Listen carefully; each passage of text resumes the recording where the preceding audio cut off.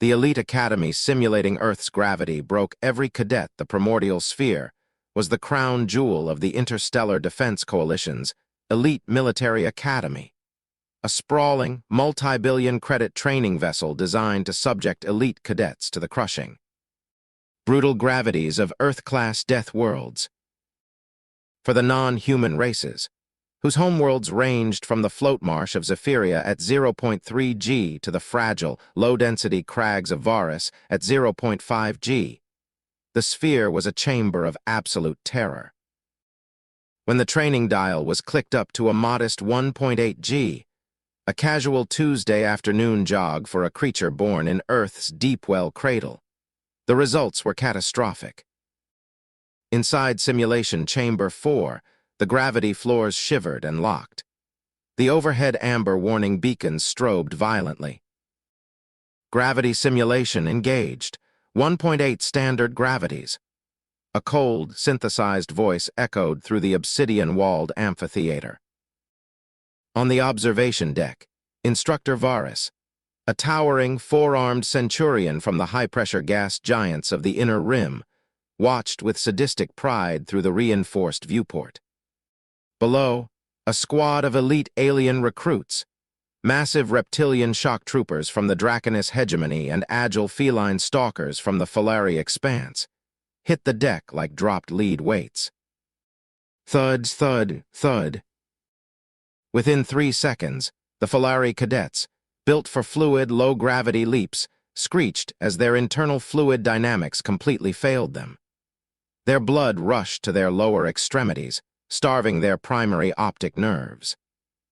By the 7-second mark, half of them were vomiting into the tactical floor troughs. At 10 seconds, 3 Draconis heavy infantrymen, creatures who regularly boasted of their unbreakable martial heritage, passed out cold, their massive frames groaning under the sheer, unyielding weight of their own armored carapaces. Instructor Varus pressed the emergency cutoff valve with a smug click of his lower mandibles. The gravity returned to standard 1.0 G with a soft hydraulic sigh. Securing simulation, Varus droned into his comm badge, shaking his head in profound disappointment. Pathetic. 10 seconds at standard Death World baseline, and the elite vanguard of the Coalition is leaking on the floor. Get the medical drones down there. As the pneumatic medical skiffs hissed into the chamber to haul away the groaning, hyperventilating cadets, Varus glanced down at his secondary manifest. There was still one group left in the rotation. Sector 7, the human exchange students. There were only 4 of them. Slender, unassuming bipeds who didn't possess natural body armor, venom glands, or extra limbs. They were part of a recent cultural exchange program meant to integrate humanity into the Coalition's lower support ranks. Bring in Sector 7, Varus ordered, his voice echoing with utter contempt. Set the floor to 1.8 G. Let's see how long it takes their fragile water balloon biology to pop. The blast doors of the observation holding pen hissed open. 4 human teenagers, none of them older than 19, wearing loose gray athletic jerseys and scuffed sneakers, strolled casually into the massive, empty chamber. In the center of the room, they tossed a worn, neon-orange rubber sphere back and forth. Gravity simulation engaged. 1.8 standard gravities, the automated voice announced. Up on the observation deck, Varus leaned forward, bracing his primary hands on the railing, waiting for the inevitable shriek of compressed organs, the sudden drop of dead weight, the humiliating collapse. Instead, down in the chamber, human cadet Marcus caught the orange ball, bounced it off the high-friction floor, and frowned. "Whoa," Marcus muttered, his voice carrying clearly through the acoustic monitors. "They dialed it up. Feels heavy." "Feels like leg day," muttered Sarah, stretching her arms above her head and doing a casual, high-reaching toe touch. "My calves are going to look amazing after this." Varus blinked his 4 eyes in absolute bewilderment. Leg day. They were standing upright in a gravitational field that had literally flattened a Draconis war priest 5 minutes prior. Then, The humans did something that broke every established law of military psychology. They didn't form a defensive perimeter. They didn't brace against the bulkheads. They started playing volleyball. Marcus leaped into the air, defying the crushing 1.8 G pull with a powerful, explosive propulsion of his leg muscles, and spiked the orange ball across an imaginary net line. His partner, Leo, vaulted upward to block it, hanging suspended in the crushing air for a fraction of a second, before slamming the ball back down with a resounding crack against the reinforced flooring. "In bounds," Leo yelled, laughing. "No way, that was totally out," Sarah shouted back, darting sideways with terrifying agility, her sneakers squeaking sharply against the deck as she executed a flying save. Up on the observation deck, Instructor Varus gripped the steel railing so hard his claws left deep, jagged gouges in the metal. They were playing. They weren't fighting for survival. They weren't enduring torture. They were using a gravity grinder, the most lethal cadet screening tool in the entire coalition, as a makeshift recreation court. "Sir," whispered the junior compliance officer beside Varus, his voice shaking as he stared down at the bouncing humans. Should we increase the simulation? Try 2.5 G, break their legs." Varus slowly shook his head, a cold, creeping horror settling deep into his multi-chambered heart. He remembered the reports from the Outer Rim. He remembered the quiet, terrifying efficiency with which humanity had closed their borders 300 years ago. He looked back down at the chamber, where Marcus was currently laughing, wiping a bead of sweat from his forehead, and casually launching himself 3 meters into the air under a gravity load that crushed bones into dust. "No," Varus whispered back, his voice hollow. "Leave them be, and for the love of the ancestors, do not let them know what happens when we turn it up to 3. Down on the tactical floor, the squeak of sneakers against reinforced titanium echoed sharply, cutting through the heavy, oppressive hum of the variable gravity generators. Sarah tracked the arc of the neon-orange ball, planted her left foot, and launched herself upward. Under 1.8 G. Her body weighed nearly 300 pounds, but human biomechanics, honed on a high-gravity cradle world through millions of years of chasing prey across jagged terrain, treated the crushing pull like an invitation rather than a prison. She rotated mid-air, her shoulder muscles bunching tight, and drove her palm hard into the rubber sphere. Crack! The ball rocketed across the makeshift court, slamming into the deck with enough force to kick up a small puff of friction dust. "Point," Sarah yelled, pumping her fist. "That's game, boys. Go pick up the gear, we're missing curfew." Marcus groaned, bending down to scoop up the ball. "Man, my vertical was totally clipped by that extra pull. I felt like I was jumping in setting quicksand." "Quicksand?" Leo scoffed, tossing his water bottle into his gym bag. "You were still clearing 2 meters easily. If we were back home on standard Earth gravity, you'd be grazing the ceiling fixtures." Up on the observation deck, Instructor Varus remained frozen. His forearms rested limply against the scarred metal railing, his lower mandibles twitching in a silent, unending loop of disbelief. 2 meters, in a 1.8 G well.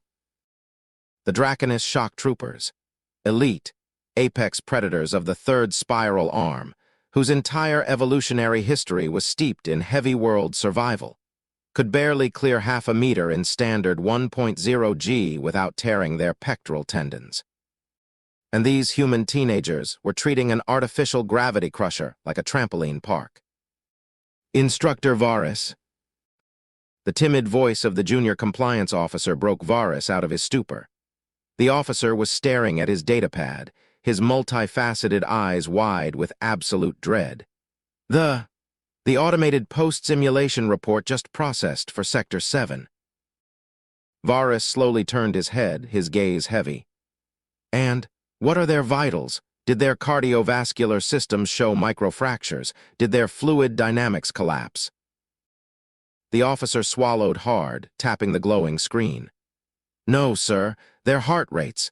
They barely elevated past resting baseline. In fact, the medical diagnostics flagged them as having engaged in aerobic conditioning. They treated it like a light cardio workout. Varys let out a long, shuddering sigh that whistled through his respiratory slits. For generations, the Interstellar Defense Coalition had patted themselves on the back, believing their military academies were forging the toughest, most resilient warriors in the galaxy. They had laughed at humanity's quiet isolation, assuming the hairless, soft-looking bipeds were hiding behind their sensor curtain because they were too fragile to survive the harsh realities of the cosmos. Now, looking down through the viewport at the four laughing teenagers casually hoisting their athletic bags over their shoulders and heading toward the exit, Varys understood the terrifying truth. Humanity wasn't hiding behind the curtain out of fear. They were keeping everyone else safe from them.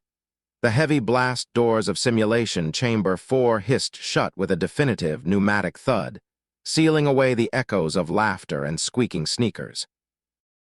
Up on the observation deck, Instructor Varys remained rooted to the spot, his primary hand still gripping the metal railing so tightly that the indentations seemed permanent. Beside him, the junior compliance officer was nervously tapping his datapad, scrolling through physiological logs that made zero biological sense. "Sir," the officer whispered, his voice trembling slightly, "the Academy Commandant is requesting the post-simulation debrief for Sector 7. Should I sanitize the telemetry, hide the vertical leap metrics?" Varys slowly turned his head, his multifaceted eyes locking onto the officer with a look of grim, absolute clarity. "Sanitize it?" Varys echoed, a humorless, dry chuckle escaping his respiratory slits. "And tell the High Council what? That our multi-billion-credit, state-of-the-art gravity simulator just served as a casual gymnasium warm-up for 4 human teenagers." The officer flinched, pressing his datapad defensively against his chest. "If the other factions find out, if the Draconus war clans realize that our elite Death World simulations are literally a playground game to humanity, morale across the coalition will collapse." "Morale isn't the only thing that would collapse," Varys muttered, turning away from the viewport and walking slowly toward the central command console. He punched a series of override codes into the terminal, locking the access logs for Chamber 4 behind a triple-encrypted military firewall. For 300 years, the galaxy had operated under a comfortable illusion. The empires of the spiral arms had expanded, conquered, taxed, and postured, believing themselves to be the undisputed masters of the cosmos. They had drawn borders, built colossal warfleets, and whispered ghost stories about the silent, mysterious race behind the sensor curtain. And all the while, humanity had been sitting in their high-gravity cradle, living on a world where walking around required the leg strength of a walking siege engine, treating crushed bones and flattened organs as a minor inconvenience, and casually inventing recreational sports that defied the laws of interstellar physics. "File the report as simulation inconclusive due to equipment malfunction," Varys ordered, his voice dropping into a stern, unyielding register. The officer blinked in surprise. "Malfunction, sir, but the gravity generators worked perfectly." "The generators malfunctioned," Varys repeated, fixing the officer with a cold, piercing glare. "The sensors miscalibrated, the data is corrupted, and Sector 7 was escorted out before any valid metrics could be recorded. Do you understand me?" The junior officer swallowed hard, the weight of the conspiracy settling heavily onto his shoulders. He quickly tapped his screen, overriding the data stream. "Understood, Instructor. Simulation flagged as corrupted. Data wiped." "Good," Varys sighed, turning back toward the dark, empty viewport of Chamber 4. Down below, in the quiet, sterile gloom of the testing room, the air still hummed with the faint residual energy of a 1.8 G field. But Varys didn't see an empty training floor anymore. He saw a warning. A warning that the galaxy had better pray, with every fiber of its collective being. that humanity never decided to stop playing games and actually step outside their curtain. Down the long, sterile corridors of the Primordial Academy's administrative wing, the air felt uncomfortably thin. Instructor Varus marched with heavy, measured strides, his boots clicking against the polished obsidian flooring. Behind him, the junior officer jogged to keep pace, clutching his encrypted datapad like a lifeline. They were headed straight for the archival vaults, a secure sublevel where the Coalition kept the true, unredacted historical records of every species in the known galaxy. If the rest of the Coalition leadership was going to remain blissfully ignorant, Varus needed to know why. He needed to understand the anomaly. How did a species evolve on a world so punishingly heavy that their casual recreation looked like superhuman flight to the rest of the galaxy, yet choose to lock themselves behind a silent border for 3 centuries? They reached the heavy titanium blast doors of archival sublevel 9. Varus pressed his biometric claw against the scanner. With a low, pneumatic groan, the doors slid apart. Rows upon rows of glowing holographic monoliths stretched out into the dim cavern, containing the classified census logs, evolutionary histories, and territorial treaties of every civilization in the 4 spiral arms. "Pull up the Cradle World data for Sol 3, Varus commanded, stepping up to an active terminal. "Earth, give me the geological and atmospheric history prior to their containment protocol." The junior officer frantically tapped the glowing keys. The screen flickered, casting a pale blue light across his nervous face. "Accessing. Warning, level 4 clearance required. Overriding with instructor credentials. File retrieved." A massive, multi-dimensional holographic globe materialized above the console. It was a swirling sphere of deep cerulean blue, brilliant white cloud cover, and angry, tectonically active brown and green landmasses. "Look at the mass calculations," Varus muttered, leaning in close. "Surface gravity, 1.0 standard G at sea level. That's moderate.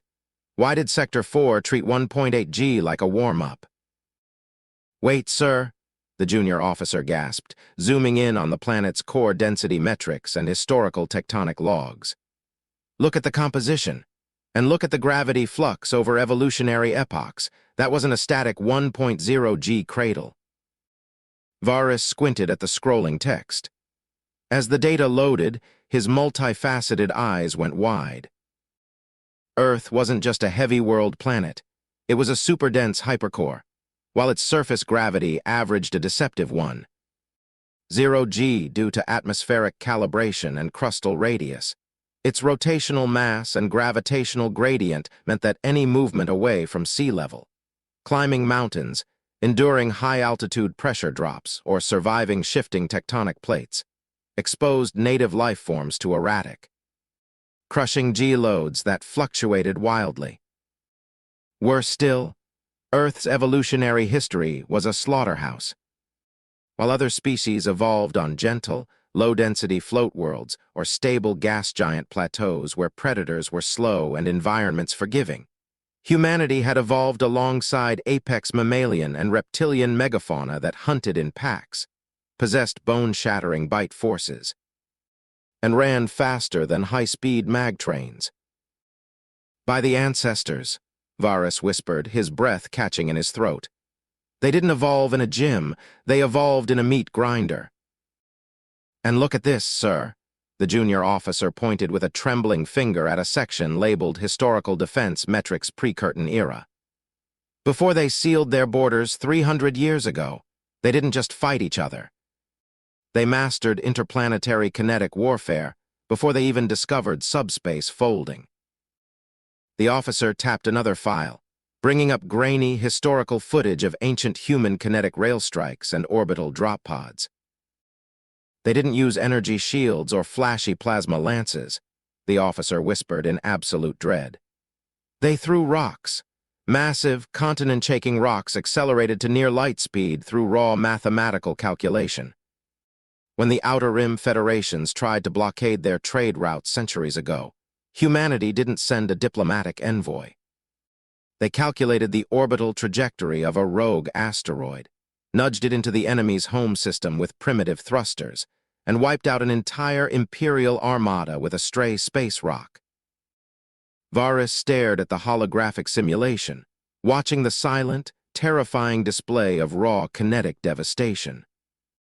Suddenly, the mystery of the sensor curtain clicked into place. Humanity hadn't hidden behind their invisible border because they were afraid of the galaxy. They had built the curtain to protect the galaxy from themselves. They had spent 300 years behind a wall of silence not to cower, but to let the rest of the universe forget them. To give civilization a chance to grow without constantly risking total, accidental annihilation every time a human teenager sneezed too hard in a gravity simulator. A sharp, shrill alarm pierced the quiet gloom of the archival vault. The terminal screen flashed from blue to a harsh, blinding crimson. Across the room, the main master status board flickered, displaying an urgent, automated red broadcast from the outer border monitoring stations. Warning, sensor curtain anomaly detected in Sector 1. Unauthorized communications packet intercepted from external space. Source, unknown alien fleet approaching the perimeter. The junior officer spun around in his chair, his face drained of all color. Sir, an Outer Rim pirate fleet, the Blood Sun Marauders, just ignored the warning boys. They're trying to breach the sensor curtain.